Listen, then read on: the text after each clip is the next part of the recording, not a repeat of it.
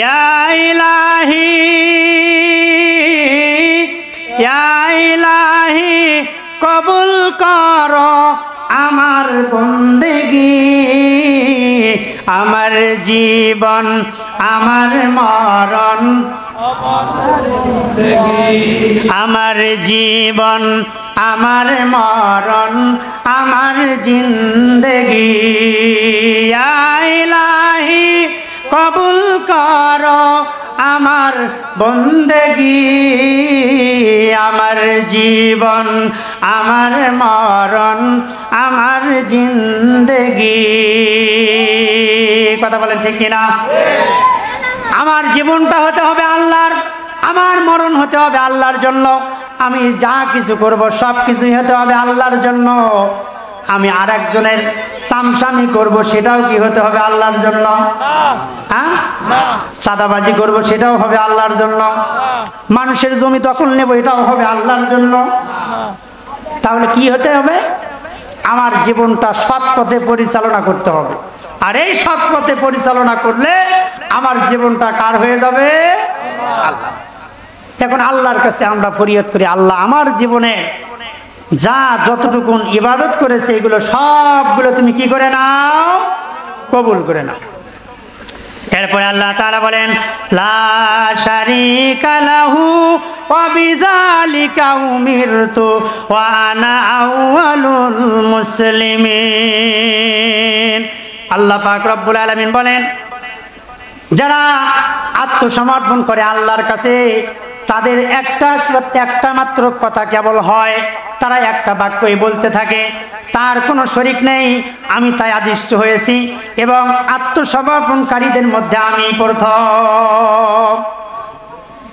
আল্লাহর কি কোনো শরীক আছে? আল্লাহর ভাই আছে? আল্লাহর বংশধর আছে? তার কোনো কি নাই? শরীক নাই। আমি তাই আদিষ্ট হয়েছি যা আল্লাহ আমাকে আদেশ করেছেন সেটা আমি নির্দ্বিধায় আমাকে মানতে হবে। সেটা কি করতে হবে? নির্দ্বিধায় আমাকে মানতে হবে। এখন নামাজ কয় ওয়াক্ত? জোরে বলেন।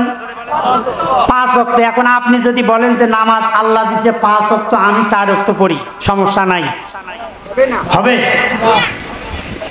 সম্মানিত উপস্থিতি, রমজান মাসে রোজা দিয়েছেন 30টা। এখন আপনি যদি বলে যে যাক প্রতি বছর তো 30টা করেই করি, এই বছর 15টা করলেই হবে, হবে কি?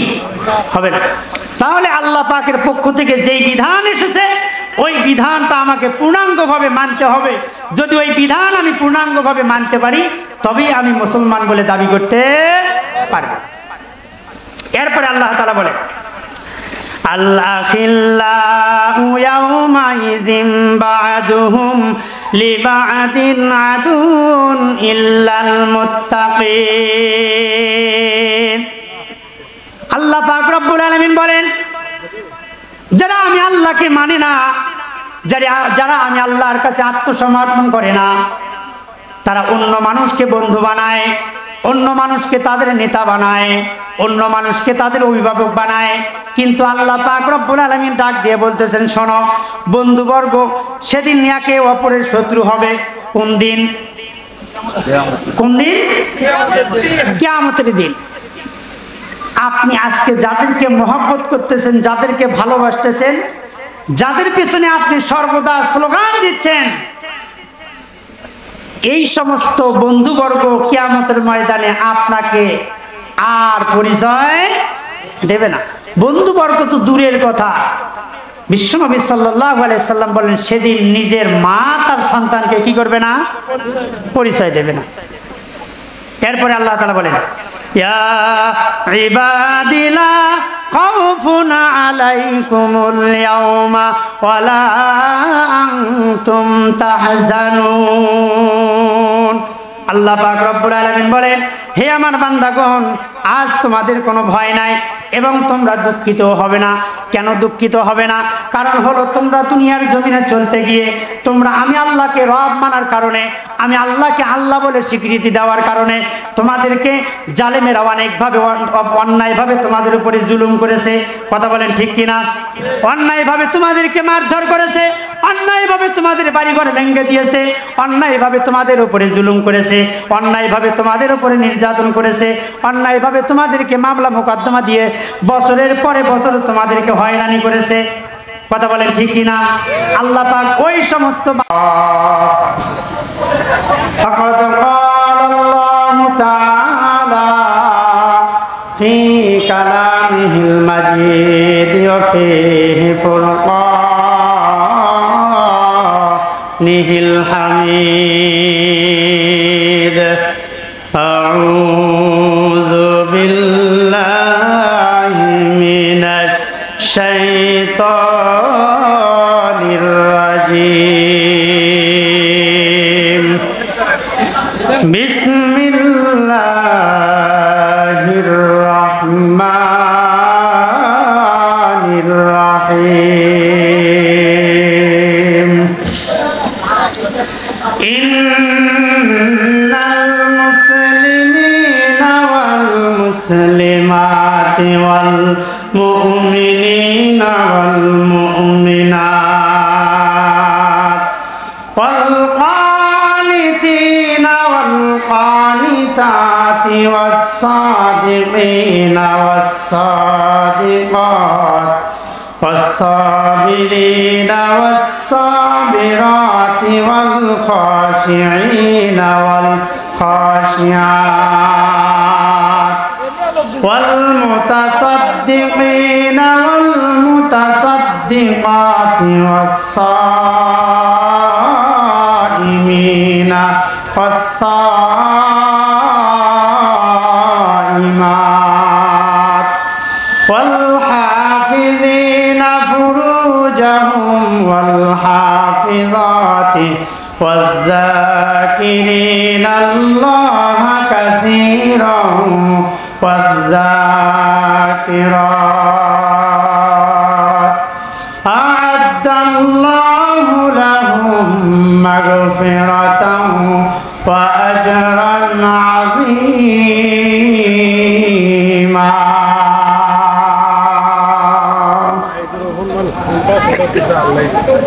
صدق الله العظيم.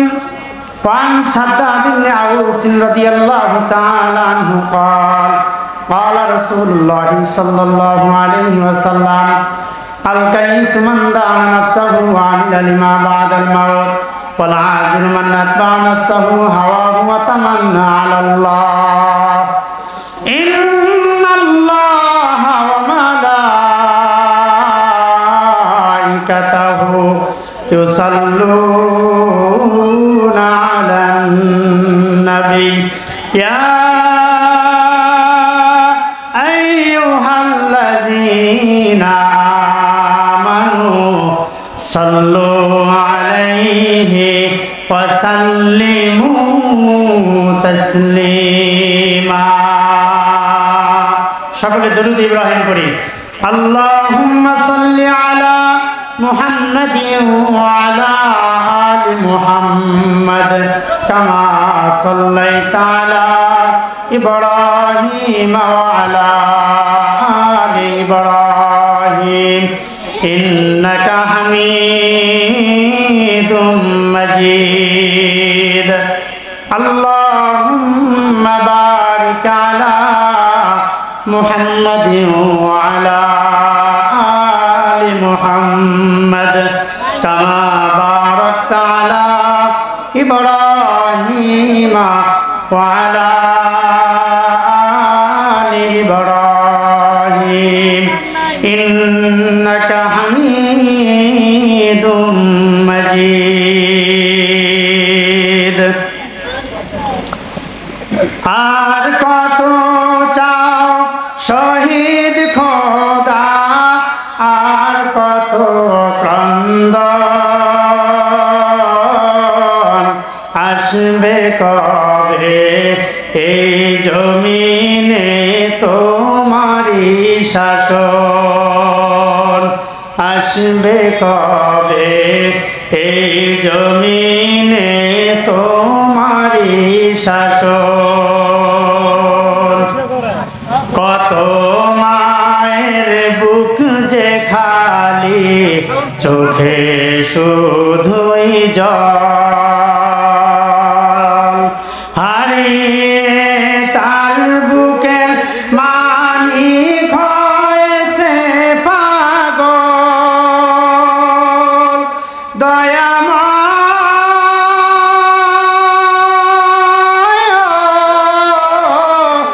আর কতকাল সইব আমরা এমন আচরণ আসবে কবে এই জমিনে তোমারি শাসন আসবে কবে এই জমিনে তোমারি শাসন যারা শুধু চেয়েছিল তোমার দিনের জয় হারিয়ে তার বুকের মানিক হয়েছে পাগল দয়াময়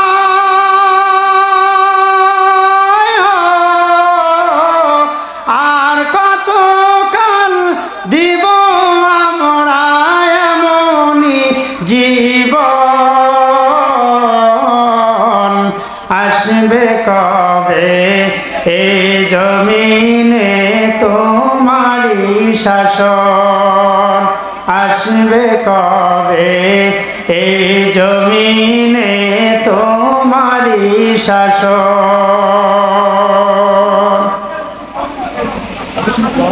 সমস্ত প্রশংসা সেই মহান রব্বুল আলামিনের দরবারে যে মহান রব্বে কারীম আপনাকে আমাকে ভালোবেসে মহব্বত করে দুনিয়ার সমস্ত কাজকে দূরে নিক্ষেপ করে সেই রব্বে কারীম আপনাকে আমাকে ভালোবেসে মহব্বত করে তার দ্বীনি মজলিসে কোরআনুল কারীমের তাফসীর মাহফিলে আসার এবং বসার তৌফিক দান করেছেন এর জন্য আমরা আমাদের হৃদয়ের সমস্ত ভক্তি শ্রদ্ধা ভালোবাসা উজাড় করে দিয়ে সেই মনিবের শুকরিয়া জ্ঞাপন করছি সকলেই বলছি আলহামদুলিল্লাহ লক্ষ কোটি দরুদ সালাম মানবতার মুক্তির দূত সাইয়্যিদুল মুরসালিন খাতামুন নবিয়্যিন বিশ্ব নেতা জনাবে মুহাম্মদ রাসূলুল্লাহ সকলেই বলছি সাল্লাল্লাহু আলাইহি ওয়াসাল্লাম সম্মানিত উপস্থিতি সাউনিয়া পূর্বপাড়া মসজিদ প্রাঙ্গণ আজকের এই তাফসীর কোরআন মাহফিলের সম্মানিত প্রধান অতিথি সম্মানিত বিশেষ অতিথিবৃন্দ প্রধান বক্তা আজকের মাহফিলের সম্মানিত সভাপতি আরো পোস্টারে যাদের নাম আছে এবং মঞ্চে বসা মুরব্বিয়ানে কেরাম সামনে উপবিষ্ট দিনদার পরহেজগার মুত্তাকিন ভাইয়েরা পর্দার আড়ালে অবস্থানরতা শ্রদ্ধেয়া সম্মানিতা মা এবং বোনেরা সবাইকে আমি আবার আমার অন্তরের অন্তঃস্থল থেকে সালাম জ্ঞাপন করছি আসসালামু আলাইকুম ওয়া রাহমাতুল্লাহি ওয়া বারাকাতুহু সম্মানিত উপস্থিতি আজকে এই তাফসীরুল কোরআন মাহফিলটা এখানে মাহফিল না হয়ে যদি এটা একটা গানের অনুষ্ঠান হতো এতক্ষণে এখানে মানুষের জায়গা দেওয়া যেত না কথা বলেন ঠিক কি না সম্মানিত উপস্থিতি দুঃখ আর পরিতাপের বিষয় হলো আমরা মুসলমানের ঘরে জন্ম নিয়েছি জন্মের সূত্র আমরা মুসলমান কিন্তু আমরা প্রকৃতপক্ষে এখনো পর্যন্ত আমরা মুসলমান হতে পারিনি কথা বলেন ঠিক কি না এই মাইকের আওয়াজ যতদূর পর্যন্ত যায় আমি আমার দিনদার পরহেজগার মুত্তাকিন মুসলমান ভাইদেরকে আমি অনুরোধ করে বলবো আপনারা যারা আশেপাশে অযথায় ঘোরাফেরা করছেন অযথায় ঘোরাফেরা না করে আপনারা এই মাহফিলের প্যান্ডেলে এসে বসে পড়ুন।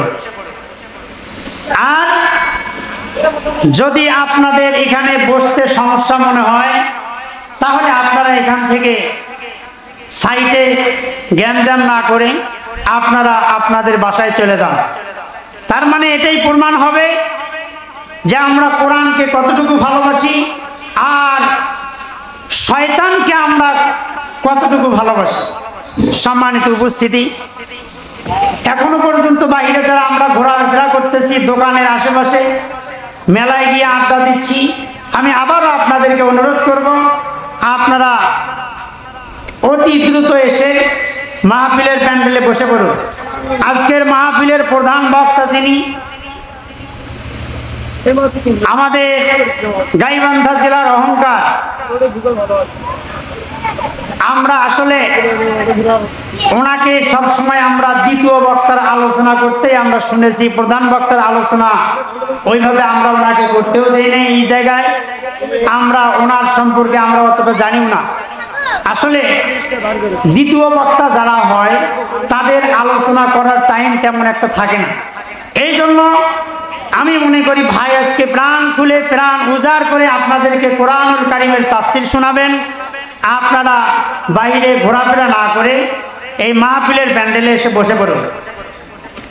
সম্মানিত উপস্থিতি, আমি যে আয়াতে কারিমা তেলাওয়াত করেছি সূরা আহজাবের 35 নম্বর আয়াত, আল্লাহ রাব্বুল আলামিন যদি চায় এই আয়াতে কারিমার উপরে কিছু কথা বলার চেষ্টা করব।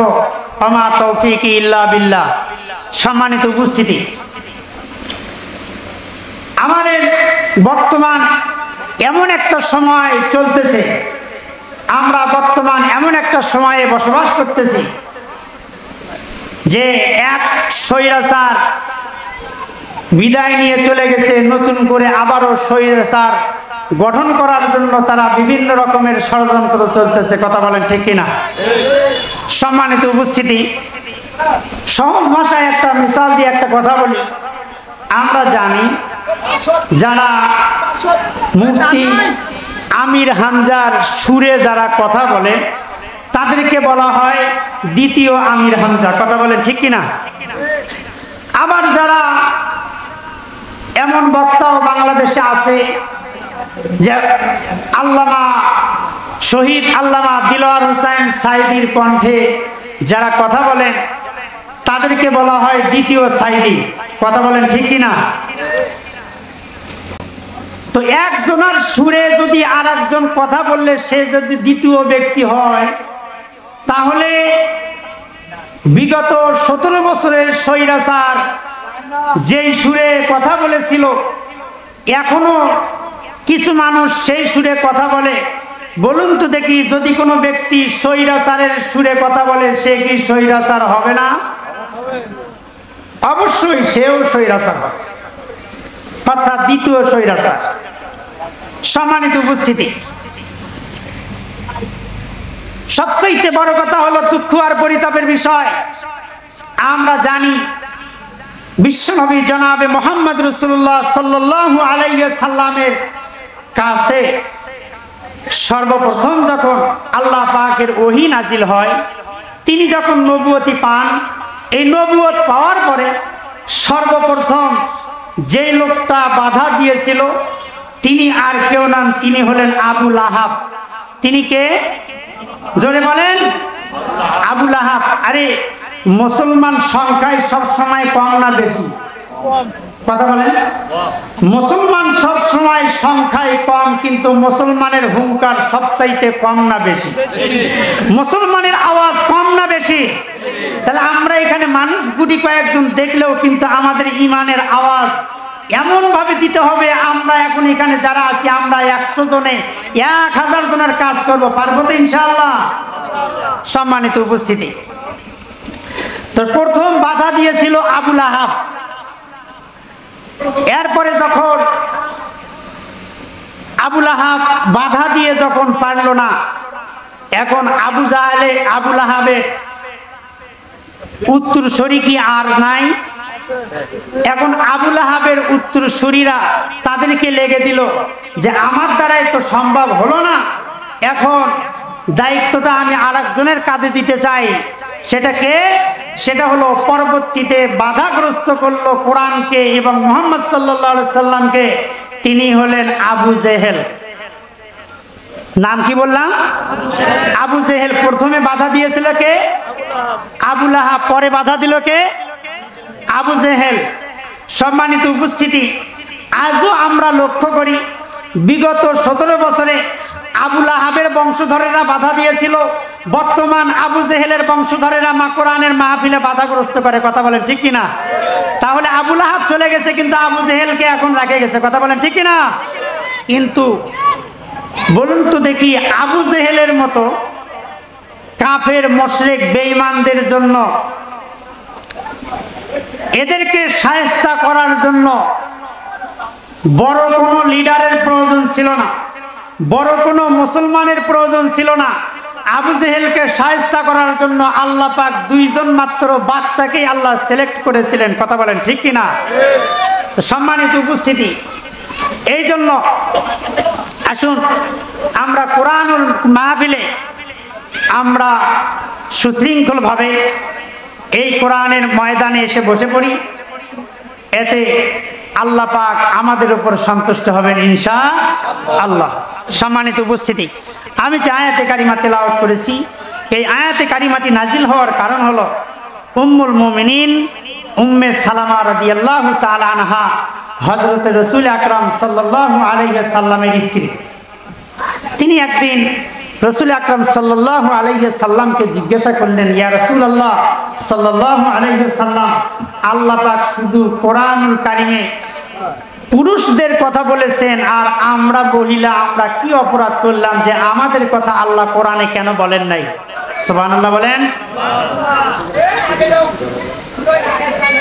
উম্মুল মুমিনিন উম্মে সালামা রাদিয়াল্লাহু তাআলা আনহা বলেন, আমি একদিন আমার ঘরের ভিতরে মাথার চুল আঁচড়াচ্ছিলাম।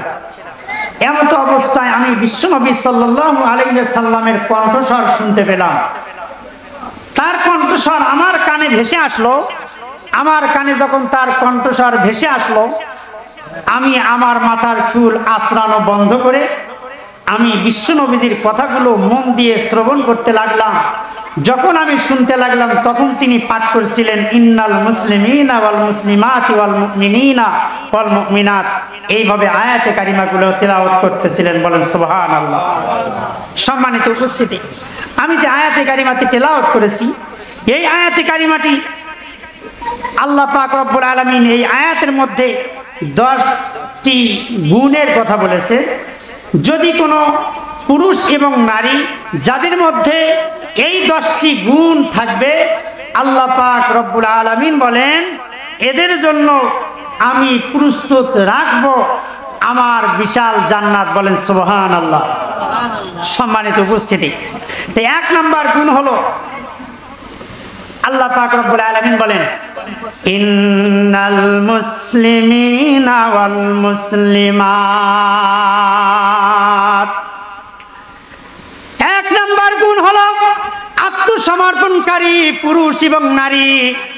যেই ব্যক্তিরা, যে পুরুষ হোক কিংবা নারী হোক, কোনো ব্যক্তি যদি আত্মসমর্পণ করে কার কাছে? জোরে বলেন। আত্মসমর্পণ করবে আল্লাহর কাছে। আল্লাহ পাক রব্বুল আলামিন বলেন এই 1 নাম্বার গুণ যেই ব্যক্তি অর্জন করবে, আল্লাহ পাক রব্বুল আলামিন বলেন তার জন্য মহা পুরস্কার রেডি আছে।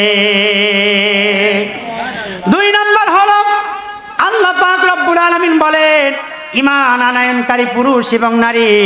3 নাম্বার হলো অনুগত পুরুষ এবং নারী। 4 নাম্বার হলো সত্যবাদী পুরুষ এবং সত্যবাদী নারী। 5 নাম্বার হলো ধৈর্যশীল পুরুষ এবং ধৈর্যশীল নারী। 6 নাম্বার হলো খুশু অবলম্বনকারী পুরুষ এবং নারী। 7 নাম্বার হলো দানশীল পুরুষ এবং দানশীল নারী। 8 নাম্বার হলো রোজা পালনকারী পুরুষ এবং নারী। 9 নাম্বার হলো লজ্জা স্থান হেফাজতকারী পুরুষ এবং নারী। 10 নাম্বার হলো বেশি বেশি আল্লাহকে স্মরণকারী পুরুষ এবং নারী। এই 10টি গুণ যাদের অন্তরের মধ্যে থাকবে, আল্লাহ পাক রব্বুল আলামিন বলেন তাদের জন্য আমি রবের কাছে রয়েছে মহা পুরস্কার। আমি কিন্তু একটু আগেই বললাম যে আপনারা সংখ্যায় কম হতে পারেন, কিন্তু আপনাদের আওয়াজটা কি কম হবে না বেশি হবে?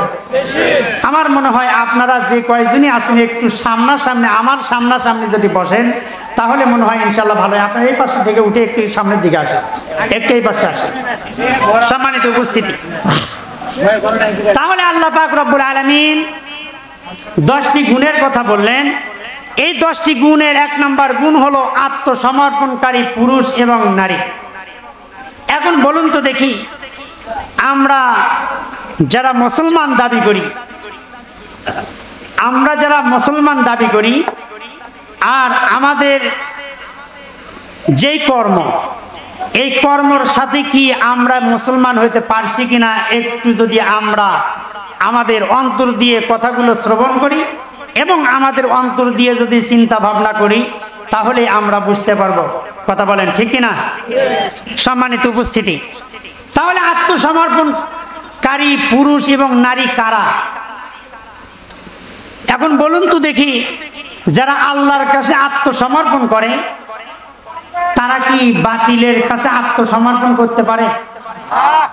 বলুন তো, মুসলমান কয়বার হয়? মুসলমান কয়বার হয়? একবার হয়।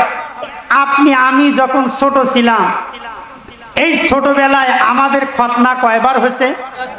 কয়বার হয়েছে? যদি কোনো ব্যক্তি একবার খতনা করার পরে মনে করে যে না আর একবার করা দরকার, তাহলে কি ও বাঁচার সম্ভাবনা আছে? হ্যাঁ, বাঁচার সম্ভাবনা নাই।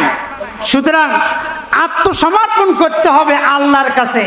এখন কথা হলো, আল্লাহর কাছে বাদ দিয়ে যদি কোনো ব্যক্তির কাছে যদি আত্মসমর্পণ করে তাহলে সে কি মুসলমান থাকতে পারে? সে কি মুসলমান থাকতে পারে?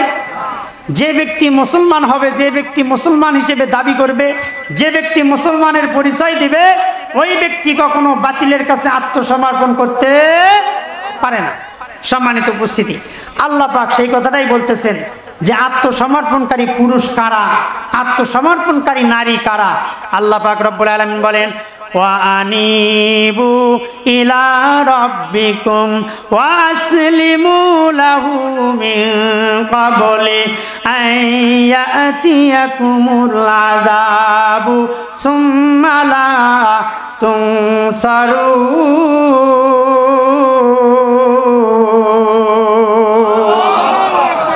আল্লাহ পাক রব্বুল আলামিন তার বান্দা বান্দীদেরকে ডাক দিয়ে বলতেছেন, শোনো, তোমরা তোমাদের রবের অভিমুখী হও এবং তার নিকট আত্মসমর্পণ করো। তোমাদের নিকট শাস্তি আসার পূর্বে নচেত তোমাদেরকে সাহায্য করা হবে না। আল্লাহ পাক রব্বুল আলামিন এই জায়গায় কি বুঝাইতে চান?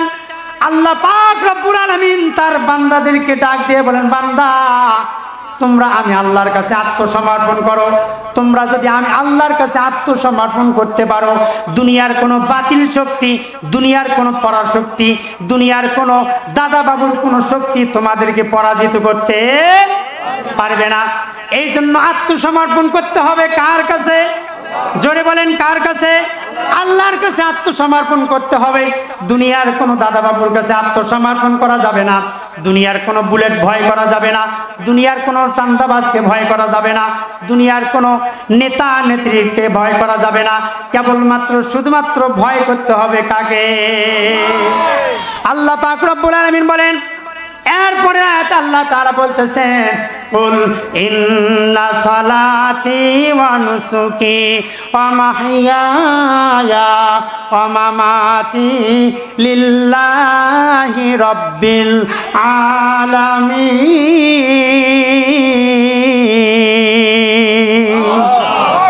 আল্লাহ পাক রব্বুল আলামিন ডাক দিয়ে বলেন, হে নবী, আপনি বলে দেন আপনার উম্মতদেরকে, আমার বান্দাদেরকে, নিশ্চয় আমার নামাজ, আমার কুরবানি, আমার জীবন, আমার মরণ একমাত্র কার জন্য? জোরে বলেন, একমাত্র আল্লাহর জন্য। আমার জীবন কার? আমার মরণ কার? আমার ইবাদত বন্দেগী যা কিছু আমি করব সব কিছু হতে হবে কার জন্য? সব কিছু হতে হবে আল্লাহর জন্য। তাই তো কবি বলেন, আমার জীবন, আমার মরণ, আমার জিন্দেগি, বলেন আমার জীবন আমার মরণ আমার জিন্দেগি। আওয়াজ করে বলেন, আমার জীবন আমার মরণ আমার জিন্দেগি। ব্যক্তিকে সুপারিশ করে আল্লাহ পাকের জান্নাতের মেহমান বানায় দিতে পারবে। সুবহানাল্লাহ বলেন। এখন বলুন তো দেখি, যতগুলো নেতা এখন বর্তমানে আমরা আমাদের জায়গায় দেখতেছি, তার মধ্যে কি জালেম আছে না নাই? আলেম আছে না নাই? ফাসেক আছে না নাই? বেঈমান আছে না নাই? মুরতাদ আছে না নাই? আছে। এখন আপনার বিবেক আছে, বুদ্ধি আছে, জ্ঞান আছে, সবকিছু আছে। আল্লাহ তাআলা আপনাকে জ্ঞান দিয়েছেন, বুদ্ধি দিয়েছেন, বিবেক দিয়েছেন ভালোকে গ্রহণ করার জন্য, মন্দকে পরিহার করার জন্য। এখন আপনার বিবেক দিয়ে আপনি চিন্তা করবেন আপনার বন্ধু আলেম হবে না আপনার বন্ধু জালেম হবে। কথা বলেন ঠিক কি না? সম্মানিত উপস্থিতি, যাই হোক, তাহলে আমরা যদি আলেমদের সাথে সুসম্পর্ক রাখতে পারি, কেমন সুসম্পর্ক? আপনার সাথে যদি আলেমদের সম্পর্ক সুসম্পর্ক ভালো হয়, কিয়ামতের ময়দানে যদি আপনাকে ওই আলেম দেখে আর ওই আলেম যদি জান্নাতে যাইতে ধরে, আপনাকে রেখে যাবে? আপনাকে রেখে যাবে? এটার কথা বাদ দিলাম, বিশ্বনবী সাল্লাল্লাহু আলাইহি সাল্লাম কি বললেন আর আল্লাহ তাআলা কি বললেন? বিশ্বনবী আমাদের নেতা। আল্লাহ তাআলা বললেন যে তোমরা কিয়ামতের ময়দানে যেদিন নেতার পেছনে কর্মীদের হাসর করাবেন, এখন বলুন তো দেখি আমাদের নেতাকে? আমাদের নেতা বিশ্বনবী সাল্লাল্লাহু আলাইহি সাল্লাম আমাদের নেতা। এখন রসুলকে আমরা নেতা মানি, রসুলের পেছনে যদি আমরা থাকি আমাদের জন্য হিসাব নিকাশ সহজ হবে না কঠিন হবে? জোরে বলেন, সহজ হবে। সম্মানিত উপস্থিতি, যাই হোক, এখন এই যে আমরা জান্নাতে যাইতে চাই, আল্লাহ তাআলা বলেন আমি তোমাদেরকে জান্নাত দেব দুইটা জিনিসের বিনিময়ে। কয়টা? জোরে বলেন, কয়টা জিনিস? দুইটা। একটা হলো তোমাদের জান আর একটা হলো তোমাদের মাল। এই দুইটা জিনিসের বিনিময়ে আমি তোমাদের কাছে জান্নাতটা একবারে ওয়াকফ করে দিয়েছি, বিক্রি করে দিয়েছি। সুবহানাল্লাহ বলেন। এখন আপনি বলতে পারেন যে আমি আমার জীবনটা যদি এখন নিজে ইচ্ছাকৃতভাবে গলায় ফাঁস লাগিয়ে যদি আল্লাহ দিয়ে দেয় তাহলেই তো হবে। এটা কি জীবন দেওয়া হলো? এটা কি জীবন দেওয়া হলো? এখন আল্লাহ তাআলা বলেন তোমাদের জানও দিতে হবে, মালও দিতে হবে। তাহলে জান দিতে হবে, মাল দিতে হবে। আল্লাহ তাআলা বলেন ইন্নাল্লাহা হাশতারা মিনাল মুমিনিনা আনফুসাহুম ওয়া আমওয়ালাহুম বিআন্না লাহুমুল জান্নাহ।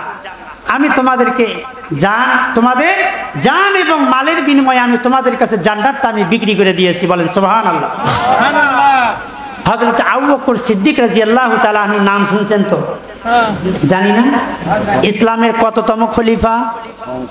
ইসলামের কততম খলিফা? এই সিদ্দিক আকবর রাদিয়াল্লাহু তাআলা আনহু একদিন মসজিদে নামাজ পড়তেছিলেন। কোথায়? মসজিদে নামাজ পড়তেছিলেন।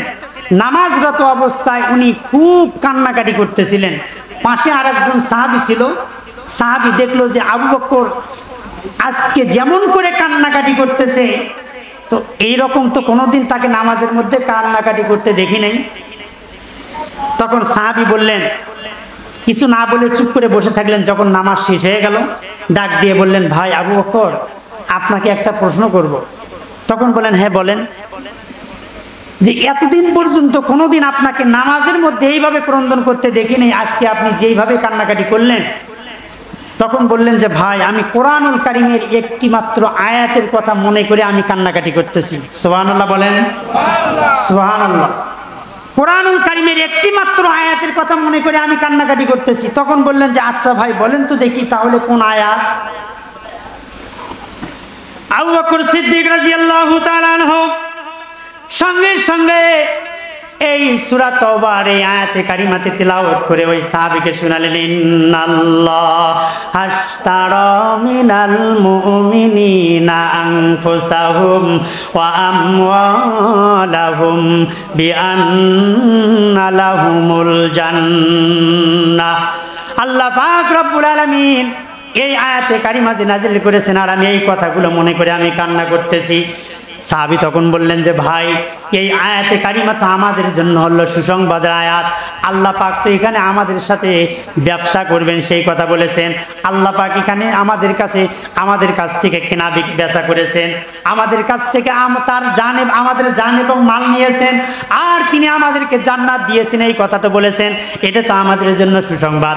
তখন বললেন যে ভাই সাহাবী শোনো, এতদিন পর্যন্ত আমিও এটাই মনে করে আসছিলাম, যে কি মনে করেছিলাম, আমিও মনে করছিলাম যে এটা হলো সুসংবাদের আয়াত। কিন্তু আজকে সকালবেলা এমন একটি ঘটনা আমার সঙ্গে ঘটেছে, তারপর থেকে আমি আর আমার নিজেকে কন্ট্রোল করতে পারছি না। সাহাবী ডাক দিয়ে বললেন, ভাই আবু বকর, কি ঘটনা ঘটেছে আপনার সঙ্গে বলুন। তখন বললেন, ভাই আপনি তো জানেন আমার একটা ছোট্ট একটা ব্যবসা আছে, আমি কাপড়ের ব্যবসা করি। আর আজকে সকালবেলা যখন আমি দোকান খুললাম, দোকান খোলার পর যখন আমি দোকানে বসে আছি, তেমন তো অবস্থায় একজন ভাই শাহাদাত বরণ করেছে। তাতে কি হয়েছে?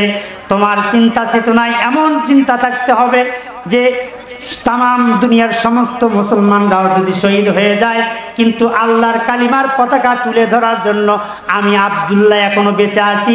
যতক্ষণ পর্যন্ত আমি আব্দুল্লাহ বেঁচে আছি, ততক্ষণ পর্যন্ত এই জনপদ কখনো বাতিলের কাছে ছেড়ে দেওয়া যাবে না। কথা বলেন ঠিক কিনা? সম্মানিত উপস্থিতি, যাই হোক, আলোচনা যত ভালোই করতে চাই, শ্রোতা যদি অমনোযোগী হয়, শ্রোতা যদি কম হয়, আলোচনা কিন্তু ওইভাবে হয় না। তবে আমি আপনাদের কাছে আবারও অনুরোধ করতেছি, এখনো বাইরে যেই সমস্ত ভাইয়েরা ঘোরাফেরা করতেছেন, আজকে আমাদের মাহফিলের প্রধান বক্তা মাওলানা রবিউল ইসলাম ভাই, উনি অত্যন্ত চমৎকার আলোচনা করেন। ওনার আলোচনাগুলো অত্যন্ত খুব ভালো লাগে, আমাকেও ভালো লাগে, আমি ওনার আলোচনা শুনি, অত্যন্ত ভালো লাগে। ভাই আসছেন, ওনার মুখ থেকে আমরা মূল্যবান তাফসীর শুনবো। আমি আপনাদেরকে আবারও অনুরোধ করতেছি, আপনারা কি করেন, বাইরে ঘোরাফেরা না করে এই মাহফিলের প্যান্ডেলে এসে বসেন। এখানে বসলে আপনার ক্ষতি হবে না। সম্মানিত উপস্থিতি, যাই হোক, আল্লাহ তাআলা বলতেছেন এই পৃথিবীর জমিনে সব সময় দুইটা দল থাকবে। জোরে বলেন, কয়টা দল থাকবে? কয়টা দল থাকবে? দুইটা দল থাকবে। ফারিকুম ফিল জান্নাতি ওয়া ফারিকুম ফিস সাঈর। একটা হলো জান্নাতি আর একটা হলো জাহান্নামী। আমি আপনাদের কাছে প্রশ্ন করতে চাই, আমরা কোন দলের লোক হতে চাই? জোরে বলেন। জান্নাতি দলের লোক হতে চাইলে এমনি এমনি হওয়া যাবে না, কাজ আছে। জান্নাতে যাইতে গেলে কি জান্নাতের কাজ করা লাগবে না? কি কাজ? জীবনে এক ওয়াক্ত নামাজ পড়াও যাবে না। হ্যাঁ, জীবনে এক ওয়াক্ত নামাজ পড়াও যাবে, এক ওয়াক্ত নামাজ কাজা করা যাবে না। সম্মানিত উপস্থিতি, তাহলে আল্লাহ তাআলা বলতেছেন যে দল হলো দুইটা, একটা দল জান্নাতি আর একটা দল জাহান্নামী। এখন জান্নাতি দল কোনটা আর জাহান্নামী দল কোনটা, এটা আমাদের জানা দরকার আছে না নাই? হ্যাঁ, আমরা তো কম বেশি অনেক বড় বড় আলেম ওলামার কাছ থেকে আমরা এই কথাগুলো শুনি। আজকে আবারও আমি আপনাদের কাছে এই কথাটাই বলতে চাই যে দল হলো দুইটা, একটা হলো জান্নাতি দল আর একটা হলো জাহান্নামী দল। আল্লাহ তাআলা বলতেছেন, লা ইয়াস্তাবি আসহাবুন নারি ওয়া আসহাবুল জান্নাহ, আসহাবুল জান্নাতি হুমুল ফাইজুন। জাহান্নামে যারা যাবে, জান্নাতে যারা যাবে, দুই দলের চিন্তা চেতনা, লেনদেন, হিসাব, আচার আচরণ, কোনো কথা, কোনো কাজ, কোনো আন্দোলন, কোনো সংগ্রাম, কোনো রাজনীতি, কোনো অর্থনীতি কোনো দিন এক হবে না। যারা জান্নাতি দল হবে তাদের চিন্তা চেতনা হবে একরকম, যারা জাহান্নামী দল হবে তাদের চিন্তা চেতনা হবে একরকম। যারা জান্নাতি দল হবে তাদের চিন্তা চেতনা হলো কু আনফুসাকুম ওয়া আহলিকুম নারা। তারা চিন্তা করবে আমি নিজে জাহান্নামের আগুন থেকে বাঁচবো, আর আমার আহাল পরিবার এবং আমি যে এই থানার নেতা, আমি যে এই জেলার নেতা, আমি নিজে বাঁচবো এবং আমার জেলার যতগুলো মানুষ আছে সমস্ত মানুষদেরকে বাঁচানোর জন্য প্রচেষ্টা করা। আর যারা জাহান্নামী দলের নেতা হবে তাদের চিন্তা চেতনায় কি থাকবে? তাদের চিন্তা চেতনায় থাকবে একটাই জিনিস, যে আজকে এই মুহূর্তে আমার টাকার সংখ্যা হলো 20 লক্ষ কিংবা 20 কোটি কিন্তু আগামীতে আমাকে 50 কোটি টাকার মালিক হওয়া লাগবে। আর এই 50 কোটি টাকা উপার্জন করতে গিয়ে যত রকমের সাদাবাজি করা দরকার সমস্ত রকমের সাদাবাজি আমাকে করতে হবে। কথা বলেন ঠিক কিনা? এখন বলুন তো দেখি, আমরা কি জান্নাতি দলের পক্ষে না জাহান্নামী দলের পক্ষে? জান্নাতি দলের পক্ষে যদি হই তাহলে কিন্তু পিঠের উপর দিয়ে যাবে মই। কথা বলেন, রাজি আছেন তো? যারা জান্নাতি দলের কর্মী হবে তাদের জন্য এই দুনিয়াটা শান্তি পাওয়া জায়গা না। আপনি আজও এই রাত থেকে আপনি ঘোষণা দেন আপনি একজন ইসলামী আন্দোলনের একজন কর্মী হয়েছেন, এই ঘোষণা আপনি আজকে থেকে দেন, কালকে থেকে আপনার সমালোচনা শুরু হয়ে যাবে। কথা বলেন। কিন্তু আমি মাঝে মাঝে একটা জিনিস চিন্তা করি, মনে হয় গত সপ্তাহে মোটরসাইকেল নিয়ে কই যেন যাইতেছিলাম, রাতে দেখলাম রাস্তার পাশে স্কুলের কিংবা কলেজের ছেলেরা রাস্তায় দাঁড়িয়ে মানে একটা ঝামেলা বলতে কি ওখানে গল্প করতেছে, রাস্তার মাঝখানে দাঁড়িয়ে হাসাহাসি করতেছে, গাড়ি যাচ্ছে, ডিস্টার্ব হচ্ছে, জ্যাম লেগে গেছে।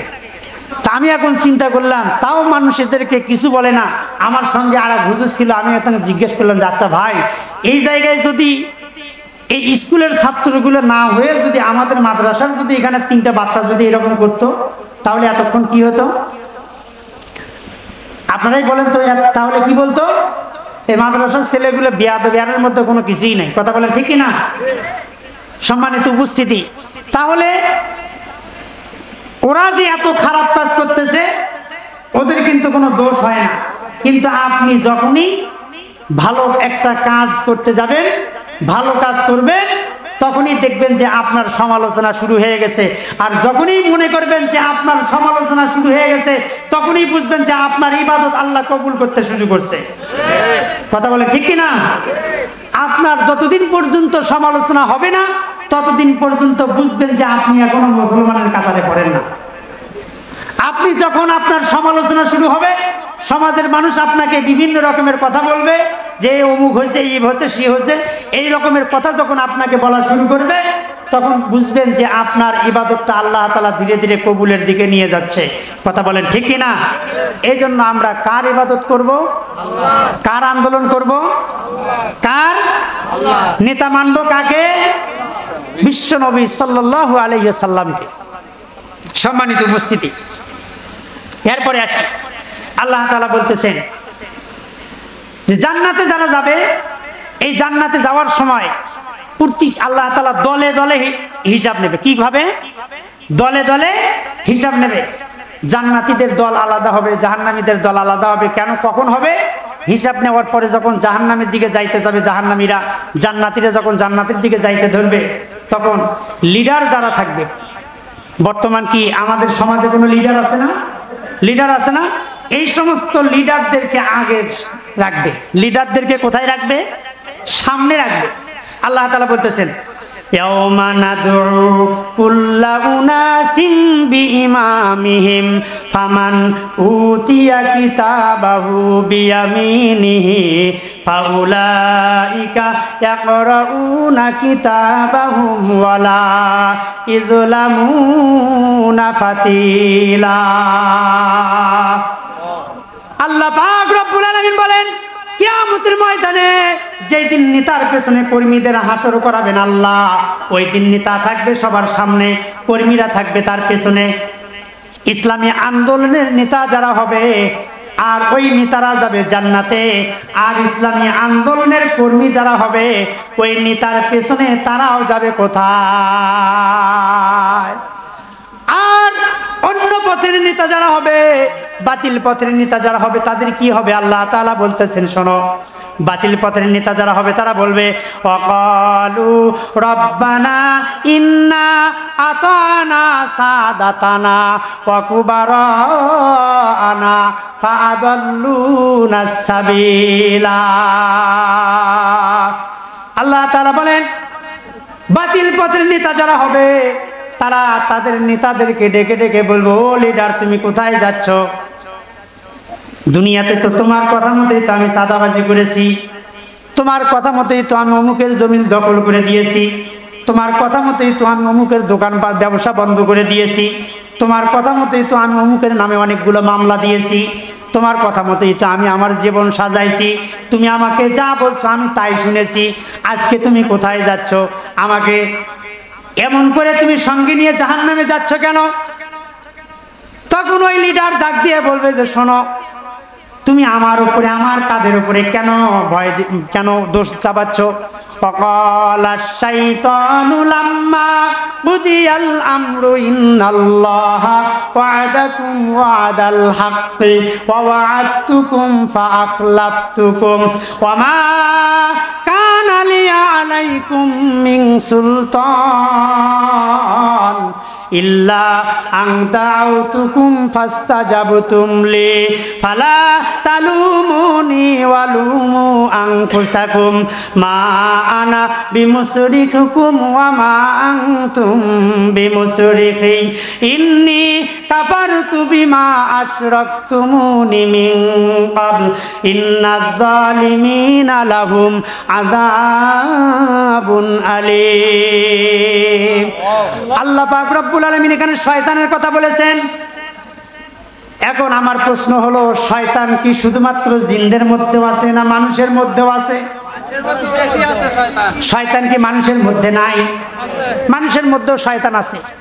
এখন ওই সমস্ত শয়তানের লিডার যারা, তাদেরকে ডেকে ডেকে বলবো, ও লিডার সাহেব কোথায় যাচ্ছ, দাঁড়াও, তোমার কথার কারণে, তোমার কথা মতো চলার কারণে আজকে আমরা জাহান্নামের দিকে যাচ্ছি, আমাদেরকে এখন কেমনে বাঁচাবা, বাঁচাও। লিডার বলবে যে ভাই রে, কি আর বলি, তোমারও যে অবস্থা আজকে আমারও সেই একই অবস্থা, তোমারও যে অবস্থা আমারও একই অবস্থা, তাহলে বাঁচার কি কোনো কায়দা আছে? লিডার কার কথা মতো আপনি চলতেছেন? আমরা যদি একজন আলেমের সঙ্গে থাকি, বিশ্বনবী সাল্লাল্লাহু আলাইহি সাল্লাম হাদিসের মধ্যে বলেছেন যে তোমরা কোন আলিমান আও মুতাআল্লিমান আও মুইলান আও মুহিব্বা ওয়ালা তাকুনিল খামিসু ফাতাহলিক, যে তুমি নিজে আলেম হও, নয়তোবা আলেমের ছাত্র হও, নয়তোবা আলেমের ওয়ারিস হও, অথবা আলেমকে মহব্বতকারী হও, ওয়ালা তাকুনিল খামিসু ফাতাহলিক, পঞ্চম নাম্বারে যেও না। এখন বলুন তো দেখি, সামনে আমাদের বাংলাদেশে নেতা নির্বাচন হতে যাচ্ছে, কথা বলেন ঠিক কিনা? আমাদের বাংলাদেশের সামনে নেতা নির্বাচন হতে যাচ্ছে। এখন আমরা যদি একজন আলেমকে যদি আমরা ওই জায়গায় যদি রাখতে পারি, বিশ্বনবী সাল্লাল্লাহু আলাইহি সাল্লাম বলছে যে তোমরা আলেমদের সঙ্গে এমনভাবে বন্ধুত্ব স্থাপন করবে, এমন সুসম্পর্ক রাখবে, কারণ কিয়ামতের ময়দানে একজন আলেমকে আল্লাহ পাক রব্বুল আলামিন ৭৪ জন লোককে সুপারিশ করার পারমিশন আল্লাহ তাআলা দিয়ে দেবেন। সুবহানাল্লাহ। ৭৪ জন ব্যক্তি যাদের উপরে জাহান্নাম ওয়াজিব হয়ে গেছে, এই সমস্ত ব্যক্তিদের মধ্যে ৭৪ জন